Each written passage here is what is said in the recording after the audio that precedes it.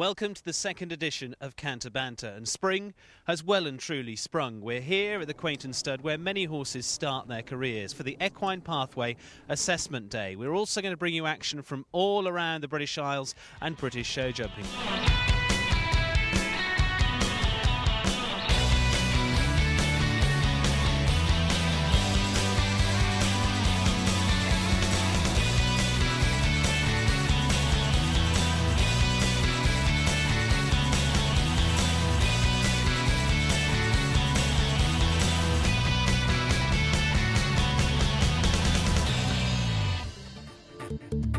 Mid-April saw Quainton Stud in the heart of the Buckinghamshire countryside play host to the Showjumping Equine Pathway Assessment Day. Supported by the lottery-funded world-class programme, it seeks to identify horses across all equine disciplines that show potential to reach championship and Olympic level. Producers of horses are invited to present their best 5, 6, 7 and 8-year-olds in front of an elite panel of judges. Well, I'm joined by British team manager Derek Ricketts. Tell us, Derek, a little bit about what you're looking for today. This is the start of the Equine Pathway for show jumping. Basically, we're looking for horses which we think might have a future in the international teams and go on to possible Olympic horses for the future. What are you actually looking for in some specifics here today? We're actually looking for the horses with the capabilities to jump these big championship courses, and the carefulness of the horses and being easily rideable, so their stride can easily be adjusted. We're looking today, and then this is an ongoing programme, and we monitor these horses and keep a check on their winnings and reassess them every year, and hopefully will lead to some championship horses. And we also have a vet here looking at them. Okay, that's good. Just checking them over, see if there's help them in the long term, keep them sound for the next 5 or 6 years. He'll finish quite a big one. Okay, you can throw them away. Most of the horses I have here today are young horses, 5 and 6 years old. So I don't see so many clinical issues. It's more a matter of giving advice to the people. I'm the team vet for the British Showjumpers. My rule is actually producing horses for the long run, for the championships, hopefully for Olympics. So in that way, it's really important to give to the people and the riders advice how to produce their young horses that they can get to the age of 9, 10 years old, proper show jumpers. Yeah. And do you have any clinical issues or problems since you have the horse? No, none at all. Has he done any shows since then? He jumped 4-year-olds last year, and this year he's They keep in jumping. touch with the home vets and the home farriers to follow up the horses after what we have seen here in the ring and on the clinical assessment, to advise them what to do for the future, how we can keep the horse sound for on the longer run.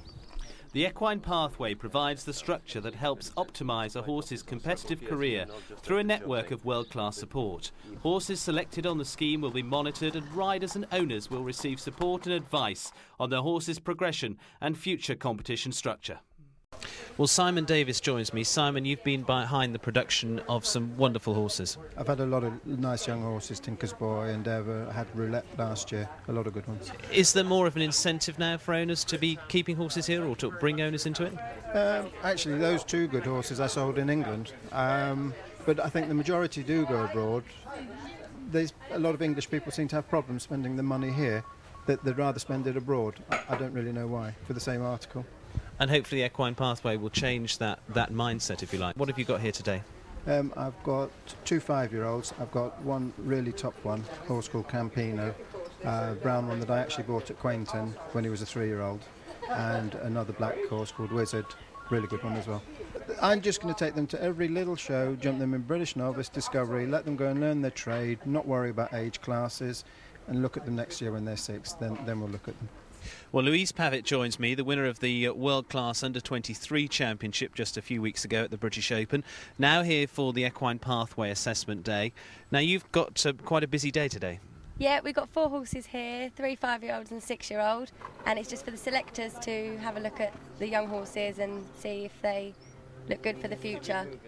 Last one I rode, he's 5-year-old. I've been riding them just under a year. Last week at Addington, or a couple of weeks ago, he won the newcomer championship that they had there on the last day, and he's looking very good. Obviously the horses I'm competing at the higher level are Brendan studs, so hopefully I'll get to keep those for a long time yet. And just the outdoor season's coming up soon, so there'll be quite a lot for those, and the young ones now that are coming on good. Not far from Quainton Stud is Addington Manor, one of the country's premier competition centres, and recent winner of the BSJA Members Venue of the Year.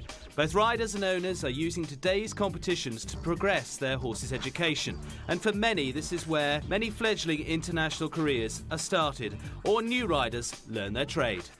Oh, it's great fun. I mean, for me, it's come as a result of having ridden as an amateur. I've then gone on to have Simon Crippen ride my horses. My late husband and I started a breeding programme, which I'm carrying on, and one of the horses today is one we've bred ourselves, so it's great fun. The top horses exchange hands for huge sums of money, but I have one now that's going to its first international show this weekend, and it didn't cost more than a second-hand car as a 3-year-old, and we've produced it through, and the rewards are fantastic, you know, it's just so much fun. Well, we've been talking about the future of horses and bringing them on through the grades and the equine pathway and so forth. What sort of methods do you follow to take a horse to the top? I think it's important not to overjump them. Jump them on sort of various of different grounds like grass and the surfaces and the arenas and things. Not to clock them too early. I think the way it's going at the moment, there is a good system in this country of producing horses if you don't sort of abuse it too much. Like the 6-year-olds were a good class. It's a shame that the final's been taken away from the Horse of the Year show this year. But and the Fox Hunter final's a good one to aim at for like in their 7-year-old year. But just sort of jumping double clears and keeping them at different places and showing them new things really, but not clocking them too early really. Well, thank you, Simon. Well, from one rider to another as we go to the BSJA Showjumper of the Month. 16-year-old Jessie Dray from Horsham, West Sussex, has been voted BSJA Showjumper of the Month for March 2008. The panel of judges felt that Jessie's first and second places in the Major Grand Prix Pony of the Year show with her ponies Quantum Light, a 9-year-old gelding, and Moneymaker III, an 8-year-old chestnut gelding, was an exceptional achievement. Presenting the awards were Helen and Trevor Honour of sponsors Gatrix and Nikki and Patrick Riley of co-sponsors Zaymar.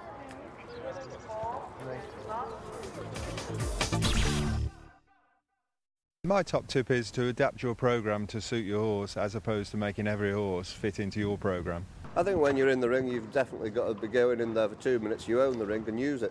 My top tip is work hard and always be honest with yourself and follow your dream. Get a trainer, to have somebody, an international rider who can help you with the courses, tell you what to do because they've got the experience at the end of the day and they'll be there to support you, tell you what you've done wrong and give you the praise when you've gone right. My top tip is a lot of luck, hard work and determination. My top tip would be, if you want to make it in the world of show jumping, always be dedicated. If you believe, you can achieve. Some top tips from some of the best in the business. This month's featured tip comes from one of the most experienced. It's Tim Stockdale. Now, the one good tip I can give to any rider when you're doing a combination is you must never go in too forward, too fast, because the problem is the horse is out of balance. This is a good combination to look at straight away. We've got a vertical to another vertical to an oxa, a spread parallel. I'm going to walk the distance to find out what the distance is in between, and then we'll talk about it at the end. So we've got a vertical coming in, off a turn. We've got to try and keep to the centre. Because we've got 3 in a row, we don't want to be going in, leaning to the left too much, or leaning to the right. We're going to walk out the stride. The horse's stride is average at 12 feet long. We've got to allow takeoff and landing within that. So we're going to do that by half a stride. So 1, 2, 2 of my strides is equivalent of half a horse stride. 1, 2, 3, 4. That's 1 stride, and then again you see the takeoff distance there. So we know that's a nice 1 stride distance in between those 2 verticals. The key from a rider's perspective is not to get too forward in the riding position. If you do that, you overbalance your horse, and your horse is going too much on the forehand. In other words, going too forward when it gets there. You've got to stay nice and solid in your position, but off the horse's back and allow the horse to stay in balance and jump these 2 elements. The third and final part, again from centre to centre. 1, 2, 1, 2, 3. 1 stride, 1, 2. Now, from walking this distance, we can see this is a little bit on the forward side, a little bit long. And you can see again he's made a spread fence. And what a lot of riders and horses will do here is, because it's a spread fence, they'll push a little bit out. And this is where they'll cause problems. The front rails, pretty square, very parallel, but also we've got Flat cups on here, so this falls off very, very easily. The riders have got to let the horses get up and use their ability and not try to push too hard, otherwise they'll make a mistake here. Like I say, the triple combination is a very important part of any course, but it's also one where mistakes can be made. Stay central, stay balanced, and allow your horse to jump the front rails of the parallels and don't be intimidated by the back rails.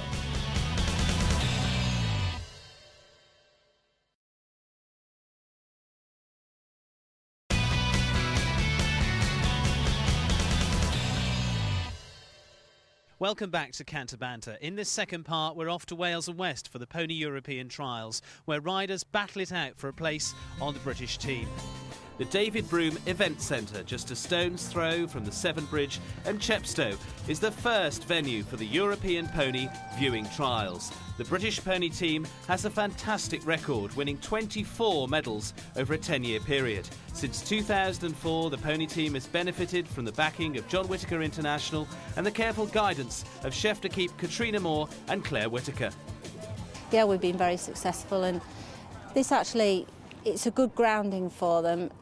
The trials give them the opportunity to ride an international track, which some of them will never have done before, never had the opportunity to go abroad.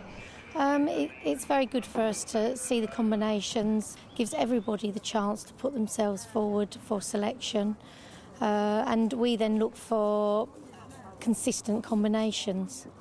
It makes them competitive, gets a group of children together that are all successful, all of a very, very similar standard. One of the clear favourites for squad selection this year has to be Pippa Allen.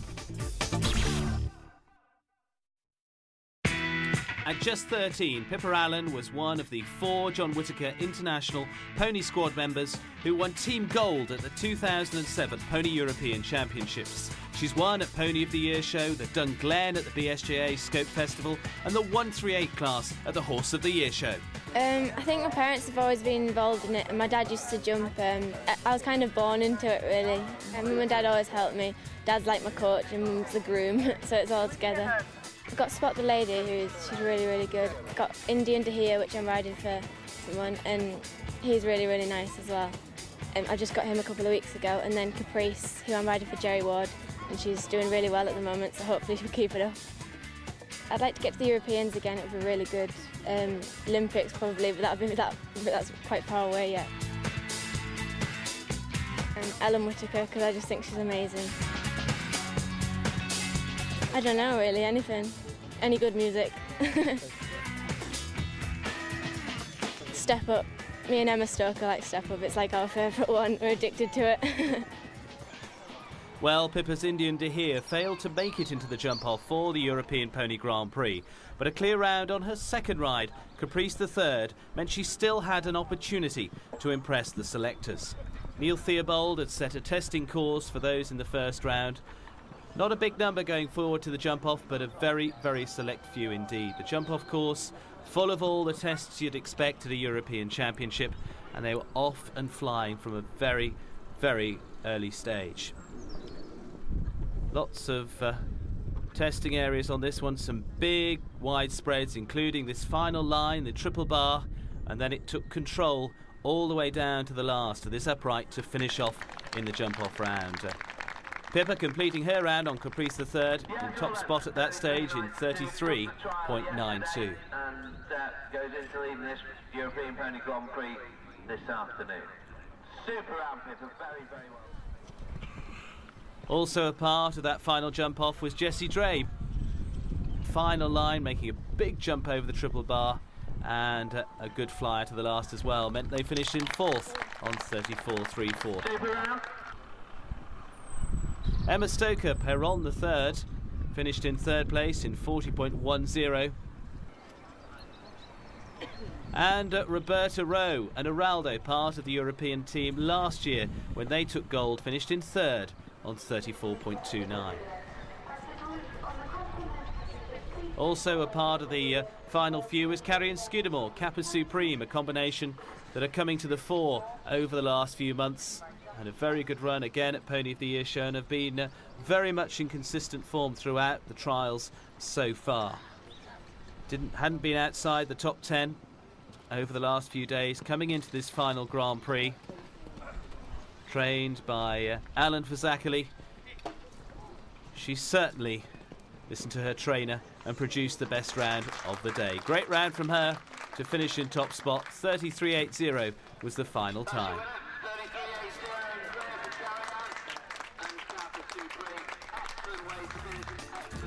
Confirmation of the result there, and no doubt those at the top of the table would be feeling somewhat more confident as they lined up to hear the initial selection for the John Whittaker International squad, announced by selector Claire Whittaker. We've had a good weekend. Some of you have done exceptionally well. Some of you I know have had a disappointing weekend and probably not quite the results that you hoped for. You were all very close one way or another, so don't go away too disheartened. Just come back fighting at the next show. Pippa, Alan, Carrie-Anne, Scudamore, Roberta, Ro. It's obviously a big achievement and the squad is really tight. Megan, James, Jessie, Dre, Emma Stoker, Rachel, Connors, George Whittaker. Yeah, it's good. I am really excited. So congratulations to the squad members who all received John Whittaker International squad kit. The Children on Horses European Viewing Trials were introduced by the FEI in 2007 and is designed to bridge the gap between ponies and horses, with the British team competing for the first time last year in Istanbul. We got into it last year, we didn't know what to expect, and we went to Istanbul, an experience I'll never forget, and the team were just outstanding. In fact, the British team went on to win team gold with an individual gold for Graham Gillespie. It felt amazing, going out there, Istanbul, winning golds, and then having team golds, individual golds. Felt amazing as a 12-year-old back then. Great. And backing up Graham, another gold team member, Chloe Aston. It was really, really good. It was amazing. The pressure, the ups and downs were absolutely fantastic. Like 1 minute we was fourth and then everyone having the last fence down. It was just, it was really good. Absolutely fantastic, nervous, and we have a lot of help from Mike and Corinne. It's been brilliant, absolutely fantastic. This year we've raised the game. We were underprepared, although we won last year. The standard is gone to 125. So we've come here today to select a squad. We have one more trial, and then we kick off again to Athens. I mean, last year we really could see a team right from the outset, but this year it's a wide open field. And with the talent we've got now in the children's, I think we can come home with more medals again. 7 riders made it through to the jump-off, which saw a number of eliminations and only 2 clear rounds. Chloe Aston, riding Kathleen, had a refusal at the 5th fence, which was her only mistake in an otherwise solid performance. She would finish 4th behind Nikki Freeman on Fool's Business, who dropped a pole at the very last fence.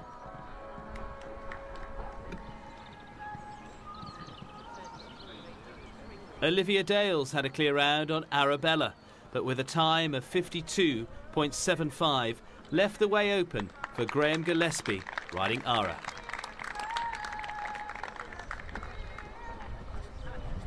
Graham, in devastatingly good form, once again showing why he was individual gold in 2007 and team gold as well. Another 12 months on the clock certainly has improved his riding and his ability, using all his natural talent that he's inherited from his family. He's very much from a show jumping background and certainly going to be a rider to watch in the future. Great career on ponies and certainly building a very good career in horses so far. This jump off was one for him to claim, and I'm sure once again a team place for him when they head to the European Championships. Great way to finish. Graham Gillespie on top. 41.89 was the final time. So that's how they finished. Chloe Aston, maybe a little disappointed with the refusal, and 4th place in front of the selectors, but a good win for Graham Gillespie, last year's Children on Horses European individual gold medalist. The last few days we've just been going for clear rounds. It's planned out fantastic.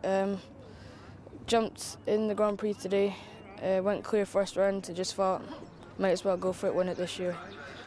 Mike Florence, chef d'équipe, presenting the awards, and it was Mike Florence who had the task of announcing the European squad for 2008. Right, we're going to name 10 members of the squad. The squad can change at any time, and I'd like you to come forward as I call your name, and we'll give you some squad clothing for this season to start with. OK, first of all, Chloe Aston. No surprises there, and no surprises with the selection of Graham Gillespie. Other squad members were Olivia Dales, Nikki Freeman, Lauren Edwards, Ella Howell and Ella Curley, Laura Pritchard, Jessica Mendoza and Abigail Newbury. Very much. I can see this class in the future is going to take off. The Europeans are something to look forward to. I think, as you'll see, start of your international career, get on the teams. But I think this is a big thing for the future. And thank you very much. And all you trainers and parents, appreciate it. Thank you very much indeed. The junior and under-21 European viewing trials also took place at the David Broom Centre. Highlights from those in the next edition of Canter Banter. And before we leave the David Broom Centre, let's bring you up to date with other news. The 2008 Welsh Masters title went to Laura Rennick, who won the NAF Superflex Welsh Masters title, and in fact part of a clean sweep for her as she dominated the week. At the British Open, the title went to Robert Whittaker for a second time. With the top three all from the Whittaker family continued to make this show their very own. Robert now heading for the Global Champions Tour and competing around the world against more of the world's very best. That's it for the second edition of Canter Banter. We've got lots more coming up in Programme 3. We've got action from the Samsung Super League. We've got the young riders in action as well from the viewing trials, and also the start of the very exciting Renault Series. But for now, goodbye.